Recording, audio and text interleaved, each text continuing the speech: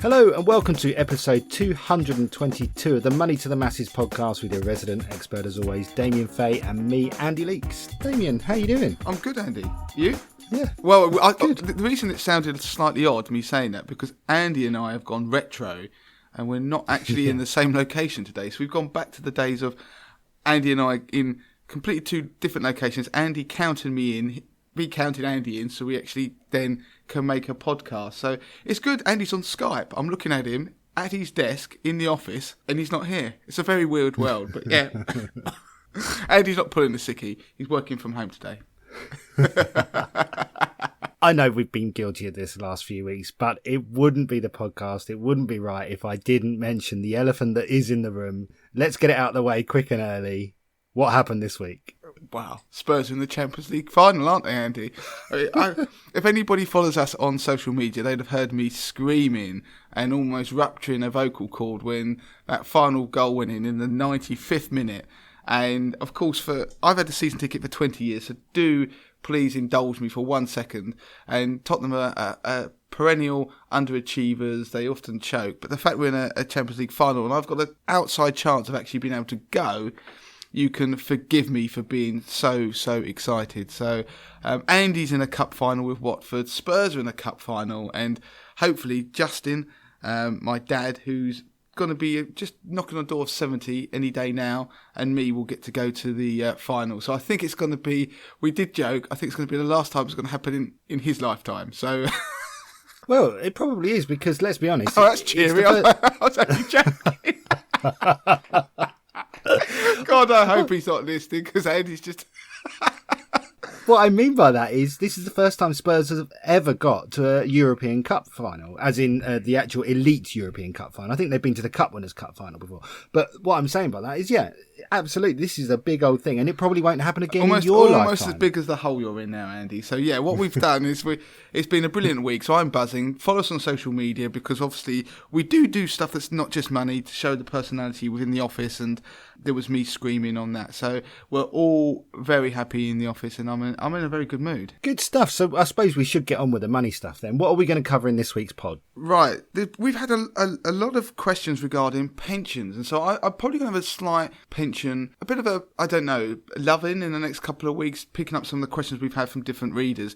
And it's in particular regarding the decumulation phase of pensions. So what happens when you get a pension pot and you get to retirement age or nearing retirement age? Because we often all obsess about building up our pension pot. We're not going to have enough for retirement. But what happens when we get near it? And there's been a series of questions over time that I've got in the last week that I think are all fabulous questions that I want to start delving into, because even if you're not at retirement now, they're probably going to be useful for somebody else, because one of the questions somebody is asking for their father, but not just that, things you've got to bear in mind as you're getting older anyway.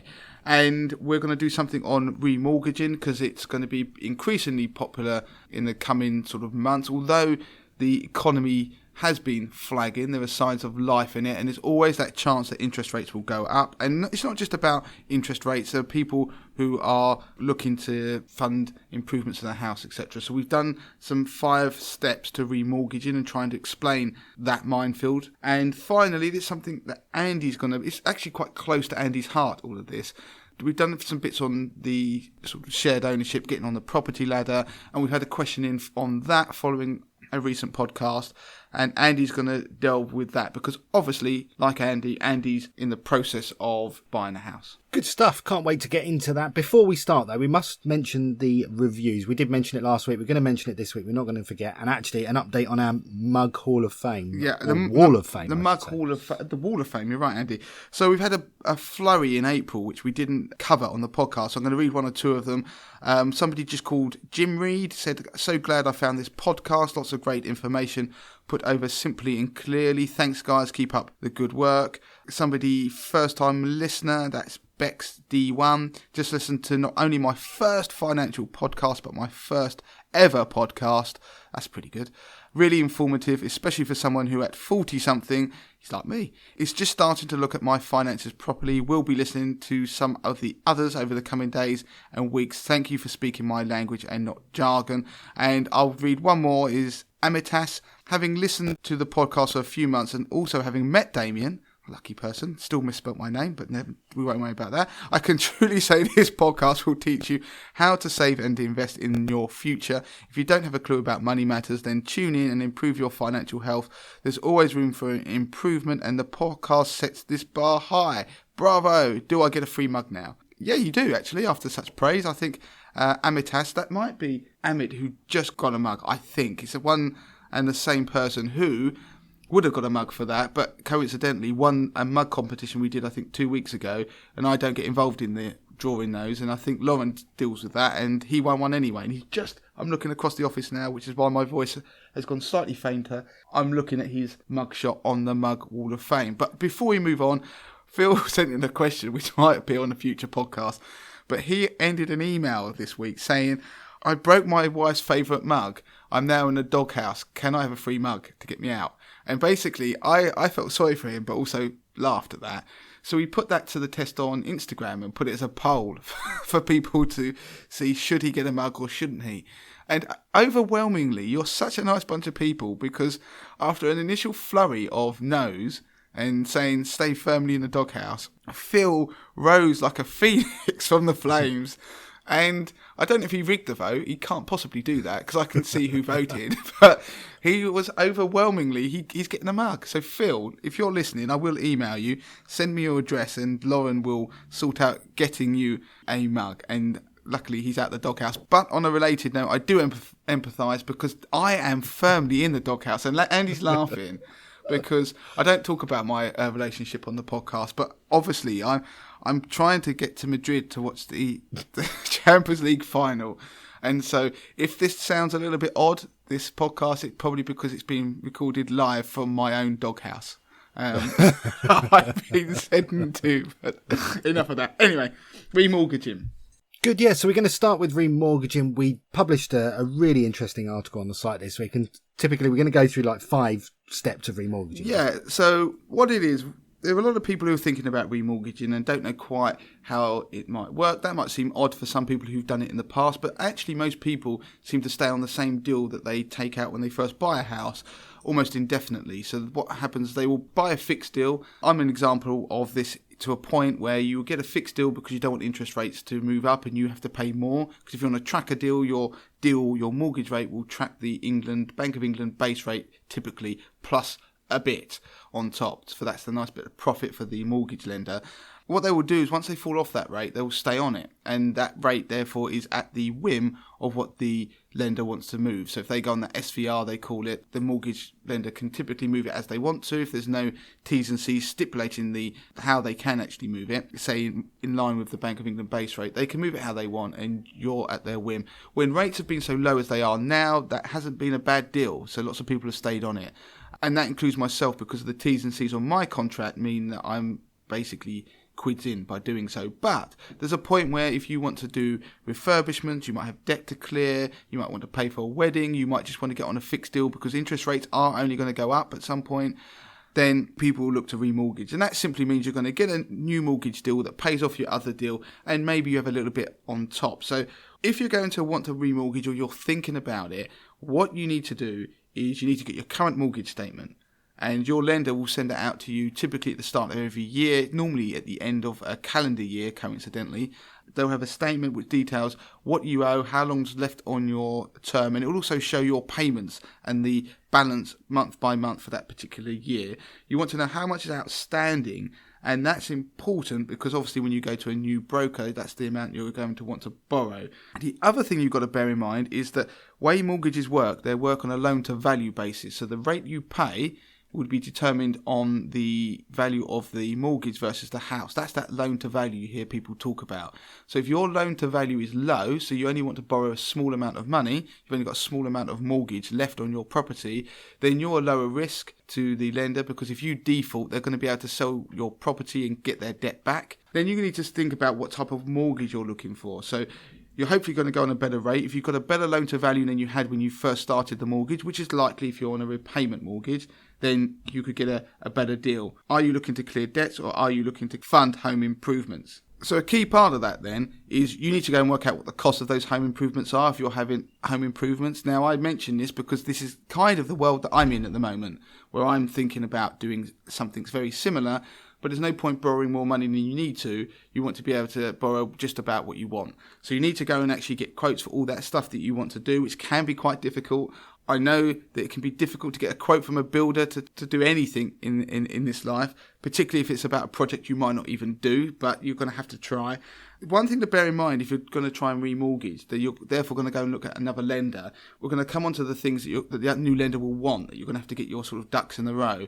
But there is the possibility of just going to your existing lender and asking to change the amount borrowed, to actually have an extension on the amount that you actually borrow with them. It may mean you have to change deals, but you should talk to your existing lender anyway, because it may mean you don't have to remortgage. And one of the reasons you might want to do that is because when you go and remortgage, now you're looking to try and get a new mortgage, they're going to look at your finances again. And even though you might be able to afford your current deal, when you start to tinker and change what your mortgage is, they're going to start trying to apply the new rules of affordability that didn't exist when I took out my mortgage 10, 12 years ago. So there was something called the Mortgage Market Review that made them actually stress test people's finances in case interest rates went up. They're going to look at what you spend your money on. They might want 3 months worth of bank statements. So you're going to have to go and look at your bank statements and see if there's anything on there that you almost don't want them to see that is going to, or not necessarily don't want them to see, but things that are going to make it a little bit more difficult. They're going to be questions that are going to be answered. So if you're going to remortgage, it's always sensible to try and get your finances in order. So that means check your credit reports to make sure there's nothing on your credit history that is untoward or dodgy or shouldn't be there. It means go and look at your finances. It may mean you live in a slightly more prudent lifestyle for a couple of months, because then it means that you're going to be you're more likely to pass the affordability test. The other thing you want to do is, that's the new deal, go and look at your old deal and look at the early repayment charges. They're often called ERC on your mortgage, because if there's early repayment charges, it may mean it isn't worthwhile remortgaging, because you're going to have to pay a fee. And on top of that, you're going to have to look at if they drop off. But in addition, any new deal that you look at, you're going to look at the potential legal fees or any charges for advice or anything surrounding that, and any fees associated with taking out that mortgage. Now, sometimes people just look at the headline rate and compare on a mortgage. You need to compare everything that goes into it, so it's the interest rate and all charges. Because to give you an example, we ran some numbers that if you were to remortgage for £150,000 on a 2-year fixed, that will be typically now a 2-year fixed low rate would be 1.68%.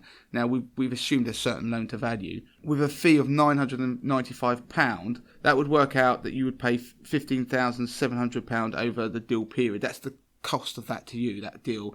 But if the mortgage was priced at 2% with no fees, it would actually work out £440 cheaper over that entire period. So sometimes it can be cheaper to opt for a higher rate with no fees, so bear that in mind. Now, the Money Advice Service offer calculators that can help you work out some of those deals and numbers. It isn't a case you've got to get your abacus out and do it yourself. And the final point before we wrap up this piece, I would always say, is seek mortgage advice. Now, financial advice is one thing, and there are lots of times in life where you don't need it. Mortgage advice is one thing that I probably would always seek if I was going to try and remortgage to a new deal. And that is because seeing a deal and actually being accepted are two different things. And mortgage advisors will know the criteria of individual lenders, the likelihood of you and your circumstances being accepted. You might be self-employed. You might have very sporadic earnings, or it could be anything similar. It could be part-time workers. And so being able to prove your earnings may be difficult. A mortgage advisor will know the lenders that will be favourable to you, and it actually won't cause such an issue from it, and you're more likely to get a remortgage and a good rate. So I personally think that most mortgage advisors are worth their weight in gold. There's a lot of admin that goes behind the scenes. I don't think they're actually particularly well paid for it. They would say their advice is free. I always question that, because it isn't. There usually isn't a fee, because it's paid by the lender out of like a commission at the back end. You can instead opt for a fee if you're worried that the mortgage broker is just going to opt for the deal that's going to pay them the best money. You could instead look for a mortgage broker that charges an hourly rate or something like that. But overall, I would still look to use a mortgage advisor. And if you don't know one, then if you go onto Money to the Masses and you look at interest rate, predictions or interest rate rises, you type that into our search tool, you'll find the article where I talk about whether interest rates will go up or down. And that is one of the drivers why people might want to remortgage. So have a read that article anyway. But in there I talk about two different services. One of them is Habito, which is an online mortgage broker. And so they do a service can be done all online where they give advice, but also Vouched For have a service where they can put you in touch with an advisor where you can get a free mortgage review. So two things, if you don't have a mortgage advisor, then do seek one out. And one final point, just to go full circle, is that once you have a lender who is probably going to give you a mortgage, you are likely to have a valuation done on your house. So someone's going to come out and look at your house and value it. So often that's where these things fall down, because maybe the valuer doesn't agree with the value of your house, but you've got to be prepared for that. It won't necessarily all be just paperwork and no talking or meeting anybody. Find out how fit your finances are for free with Damien's Money MOT. With no registration required and no need to access policies or paperwork, you'll receive your own personal grade, together with a breakdown of where you should focus your attention, all in the time that it takes to boil the kettle. Crucially, you'll get to see how you measure up compared to everyone else, and even get your own tailored plan on how to improve your score. Simply go to mot.moneytothemasses.com.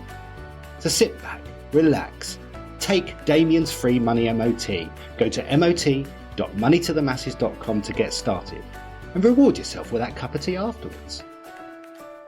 Okay, so we're going to move on to pensions, and it seems to be a bit of a hot topic. We've been contacted by a fair few listeners on a variety of subjects surrounding pensions, so we're going to cover that this week. What have we got? Yes, so I've had a number of questions. I might do almost a series of answering these in the coming weeks, because they're obviously very relevant, and a lot of people are asking for them.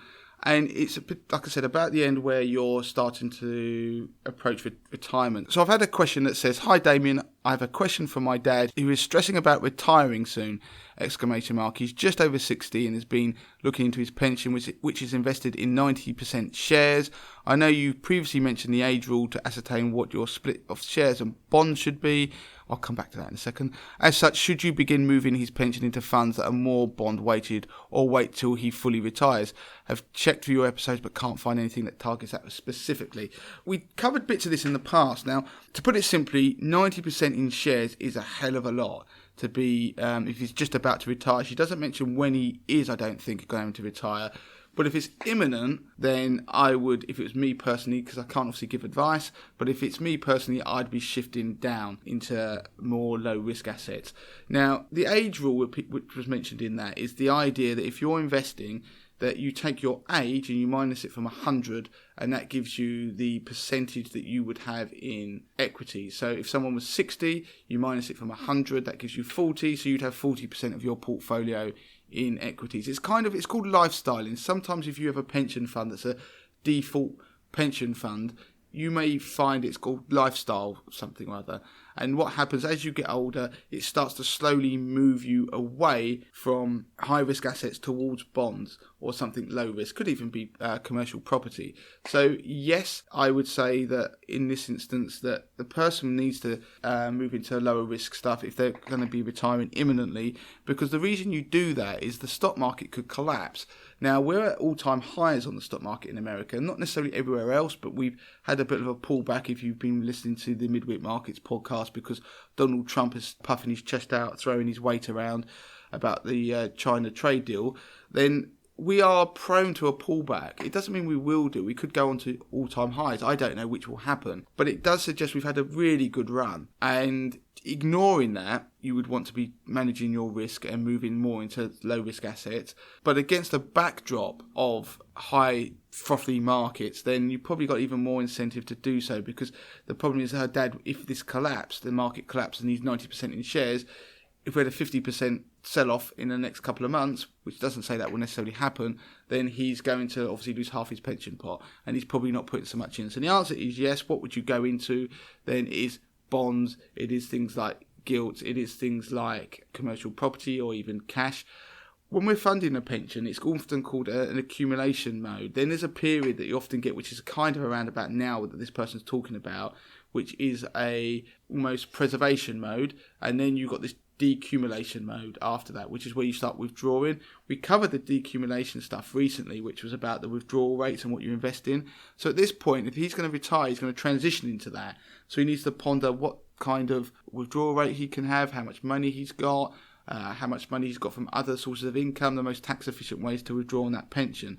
And so I would definitely say if he's stressing, he should seek advice. If he's got a company pension, his company's probably got a financial advisor attached to it who sold the company that pension, and he could go and talk to them. But if not, then go on Money to the Masses and you can get a free pension review. Again, that's via Vouched For. We negotiated that deal. So if people want to do that, they can do, or they could just go to Vouched For and find a financial advisor via that website. So that's vouchedfor.co.uk, which what they do is you put in your details, what kind of service you're after, and you get reviews. A bit like using TripAdvisor, but for financial advisors. So we'll come on to that more later on about the sort of assets you could be invested in.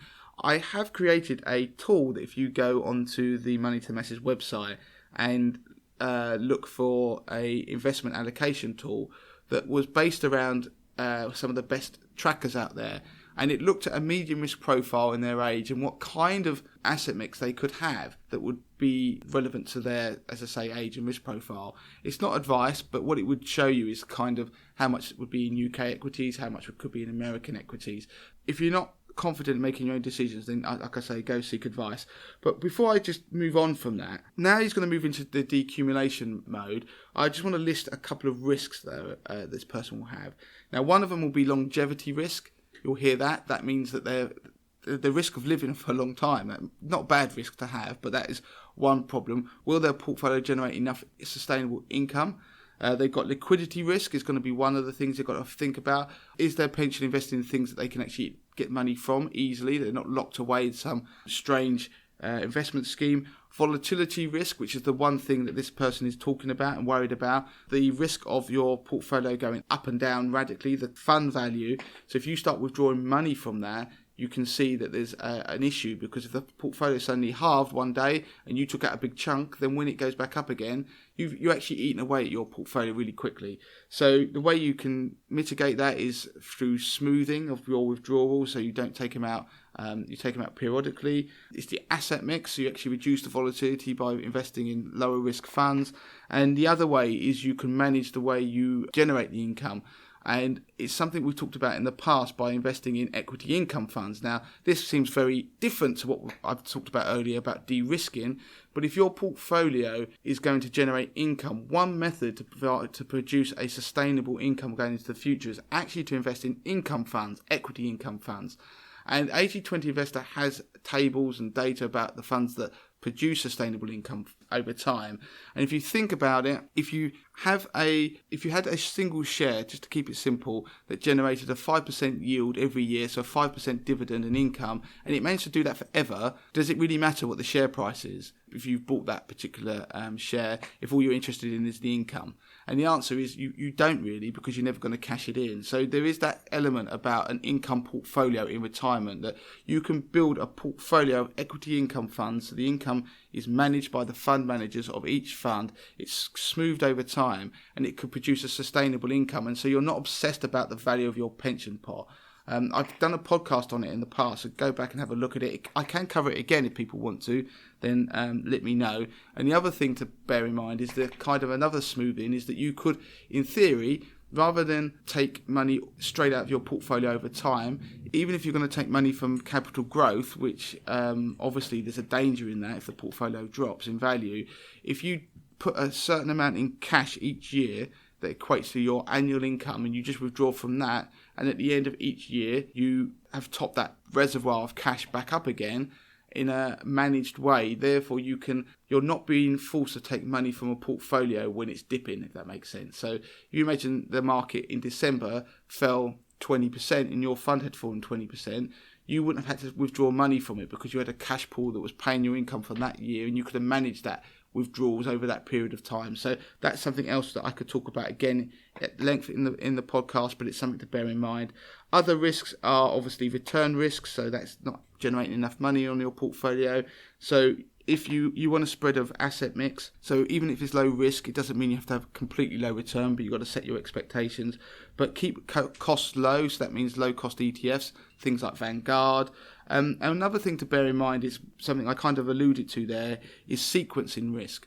And that's the risk that if you have returns that are poor, like I mentioned just then, if the market dips and you take money out and then the market rallies, then you are worse off than if the opposite happened. If, say, the market had rallied 50% in a day, I always use extreme examples, and you've taken your income out and then it fallen back again, you could actually be, you're better off still because you took profit. So there is a sequencing risk, and the way around that is that smoothing I talked about with a cash reservoir. So it's something to bear in mind. So I hope that's proved useful. We can do much more on pension decumulation, but the answer overall simply is, as you get to retirement, you have to become much more active about managing the risk that is in your portfolio, because we go on forever, it seems, just go growth, and we don't manage risks. And one final thing to mention on that, do go back and listen to the sustainable withdrawal rate that I did a couple of weeks ago on the podcast. I think it was 210 is the episode, where I mentioned asset mix in there, but also the rate that is sustainable in terms of how much you should take a year from a pension pot and still have a chance of having anything left in 30 years. Good stuff. And so the last piece on the podcast is to do with first-time buyers, really, trying to get on the property ladder and the Help to Buy schemes that are available. And we've specifically had a question from someone called Katie, who is asking a question. She's a little bit concerned about a Help to Buy scheme that she got herself involved with, which is the 20% equity loan. It's called a Help to Buy equity loan, where the government essentially give you an interest-free loan for up to 20% of your property value. So you don't have to get a 100% mortgage. You can reduce it down to as much as 75% because you only need a 5% deposit, a 75% mortgage, and then 20% loan from the government. So I'll quickly go through her question. Her question is, "Hi Damien, I bought a house with the Help to Buy scheme last year. It was my only option to get on the property ladder, but now I hate the idea of owing the government 20% of the value of my property. I really want to pay this off as soon as possible. I can just about afford to put £500 each month away, and I'm putting it currently into a cash ISA.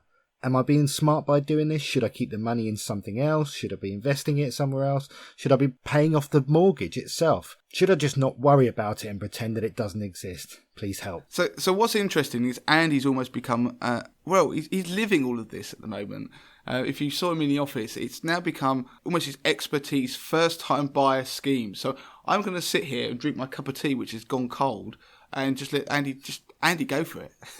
So with the Help to Buy equity loan, it's a really good scheme, to be honest. There's not really any catches. It's a good way for first-time buyers to get an instant sort of cash boost, interest-free, so that you don't have to take out the full 100% mortgage. It helps those that where they fail slightly on their sort of looking at their income multiples. It can help to secure that first home. Now, what Katie's worrying about is she's saying, well, great, they helped me out, but now I owe them the money back. And the problem, if you like, and it's a nice problem to have, but the problem with the equity loan is that loan is pretty much always going to increase as the value of your house increases, because the way you pay it back is you pay it back in chunks based on the current value of the house that you're living in. Now, of course, in reality, house prices can go up and can go down. So there's a period, if your property price goes down, where actually you could end up paying them back less than you've effectively owed them. But it's all relative because it's based on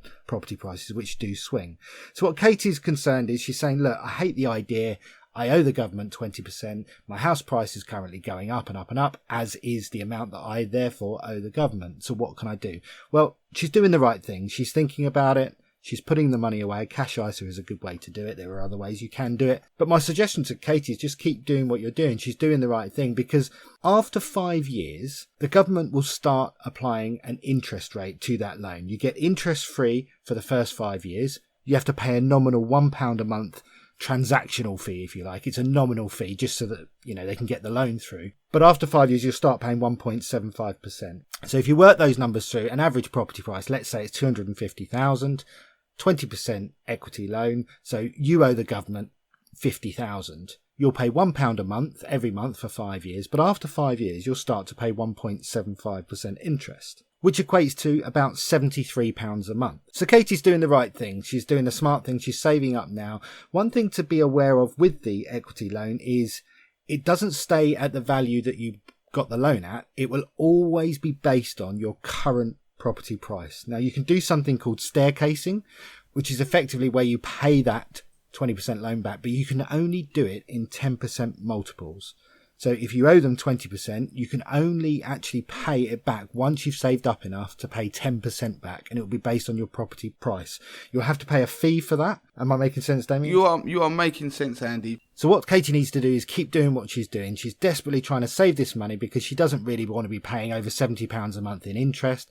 So as soon as she's got enough to pay back 10% of that loan, then she can get in touch with the guys that administer the Help to Buy scheme and say, right, come and value my house. Tell me how much it's worth. I'll then pay you the 10% if, of course, she's saved up enough. Now, that valuation will cost us fee. It's around about £200 that she'll have to pay, so she'll have to bear that in mind. So I suppose our answer to Katie is she's not being silly. It's a really good idea. If she's got the £500 a month to save, lock it away, put it in something that she can access. And keep an eye on property prices. A key thing to do is if your property price dramatically reduces in value, then that's probably a good time to get the house valued and pay a whack off if you can. Get someone to undervalue it. I shouldn't say that. But one of the things I always go for is flexibility, because the problem is once you've locked money into a property, it's in there. And so if she has the option to do it at any point, and it doesn't matter if she does it today, tomorrow, or maybe a year, if there's a time limit which she needs to do it by, then that obviously influences her decision. But if it's a case of, well, she could have the money there and she could trigger it when she wants to do it, then she can bear that in mind, because you don't know, you might suddenly, your boiler blows up. And if she saved all her money and her rainy day fund goes into the fact that it makes her feel better that she owns a part of her house, house price growth isn't blowing the doors off at the moment. So that's something else to bear in mind, especially with Brexit. Good, so that's it. We're done for this week. If you want to get in touch with Damien, you can do so. It's Damien at moneytothemasses.com. On Twitter, it's at moneytothemasses with number 2. And get involved on Instagram too. We'd love you to review the podcast. We've read out a few reviews at the start there. We'll read your review out as well if you give us a 5-star review. And if you do something that's mug-worthy, do get in touch, because we're desperate to give away these mugs. They're taking up loads of room in the office. They're exclusive. They will remain exclusive, Andy, even if it means that I am surrounded by a wall of mugs that have not been given away. So that's it for this week. Don't forget to give us a review and contact us at the usual ways, Andy, I suppose. Damien at moneytothemasses.com, Andy at moneytothemasses.com. So until next week. Don't forget to claim your free copy of Damien's best-selling book, The 30-Day Money Plan. Sort your finances in just 5 minutes a day, worth $4.99. Just go to moneytothemasses.com/podcast to find out how.